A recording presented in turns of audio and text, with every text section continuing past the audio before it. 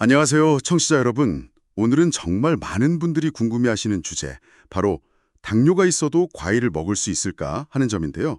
저희가 함께 살펴볼 자료는 양형용 원장님의 유튜브 영상 내용을 기반으로 합니다. 이게 과일이 당 때문에 피해야 한다, 아니다, 영양소가 풍부하다, 말이 많잖아요. 네, 맞습니다. 정말 헷갈리기 쉬운 부분이죠. 그렇죠. 특히 이 자료에서 지적하는 게 예전 우리 조상들이 먹던 과일하고 지금 과일은 좀 다르다는 거잖아요. 품종 개량 때문에 당도가 엄청 높아졌다고. 네, 그 점이 아주 중요합니다. 당도는 높아졌지만 또 과일에는 여전히 섬유질이나 비타민, 항산화 물질 같은 우리 몸에 꼭 필요한 영양소들이 많거든요. 그러니까 무조건 피하는 게 능사는 아닐 수 있다. 바로 그겁니다. 이 자료에서도 과일 속 영양소들이 인슐린 저항성 개선이나 혈관 건강, 만성 염증 조절 같은 데 도움을 줄 수 있다고 보고요. 그래서 먹지 말자가 아니라 어떻게 좀 더 현명하게 먹을까? 이게 핵심이라는 거죠. 아하, 어떻게? 그게 중요하군요. 그럼 자료에서 추천하는 좀 괜찮은 과일들은 어떤 게 있었나요? 네, 몇 가지를 딱 짚어주는데요.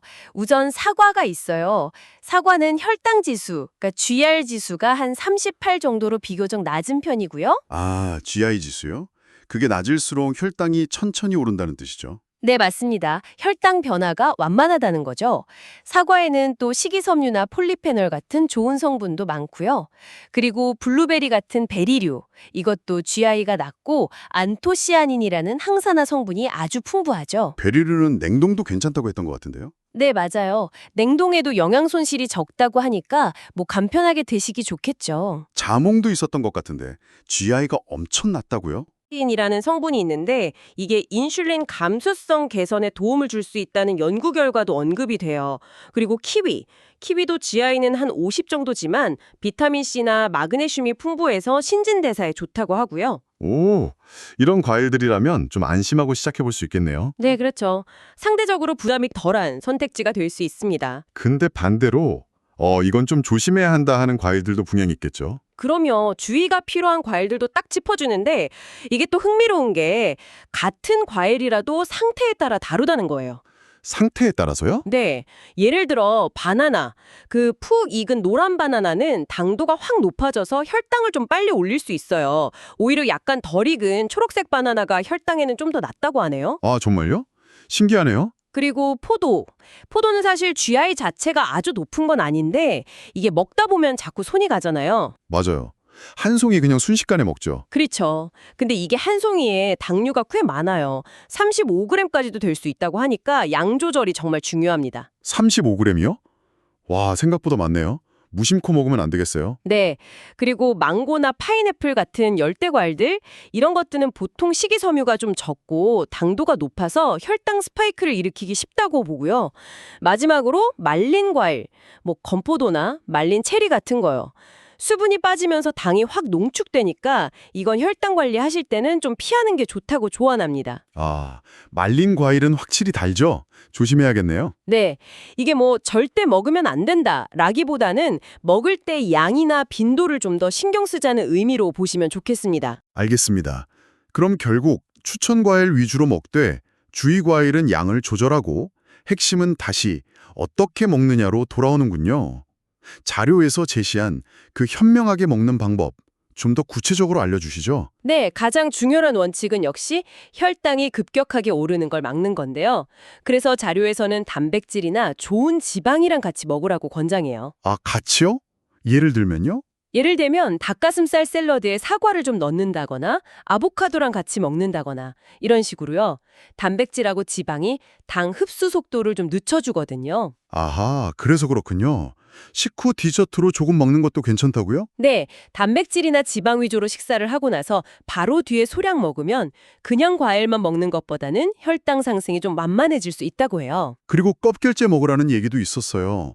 식이섬유 때문이겠죠? 네, 맞습니다.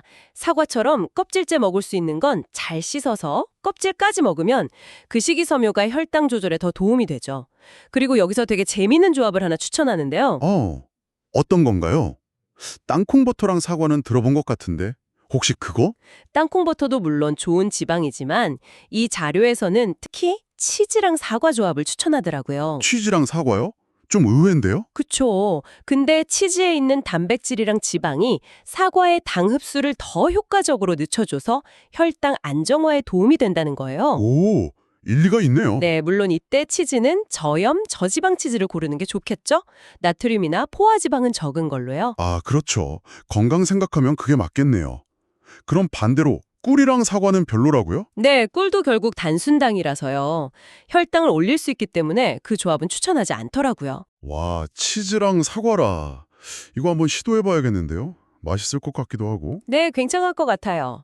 근데 마지막으로 정말 중요한 거, 이건 꼭 기억하셔야 하는데요. 사람마다 음식에 대한 혈당 반응이 다 달라요. 정말로요. 아, 개인차가 있다는 말씀이시죠? 네.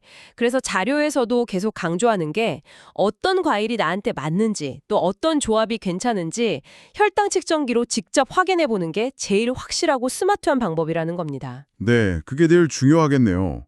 오늘 이야기 정리해보면, 당뇨 있다고 과일을 무조건 금지할 필요는 없다. 오히려 어떤 과일을 또 어떻게 언제 먹느냐가 중요하고, 단백질이나 지방과 함께 먹는 방법, 특히 치즈와 사과 같은 의외의 조합도 시도해볼 만하다는 거네요. 맞습니다. 오늘은 주로 과일 섭취 전략에 대해 깊이 파봤는데요. 여기서 한 걸음 더 나아가서 이런 질문을 던져볼 수도 있을 것 같아요. 요즘 과일이 자꾸 맛 위주로 더 달게만 개량되는 경향이 있잖아요. 앞으로 우리가 먹는 식품들이 단순히 맛만 추구하는 게 아니라 정말 건강이라는 가치를 더 중요하게 생각하면서 개발되려면 청취자 여러분과 우리 사회가 어떤 역할을 할 수 있을지, 어떤 고민을 해야 할지 한번 생각해 보는 것도 의미 있을 것 같습니다. 네, 의미 있는 질문이네요. 오늘 저희와 함께 해주셔서 감사합니다. 오늘 나눈 정보들이 청취자 여러분의 건강한 식생활에 조금이나마 도움이 되기를 바랍니다.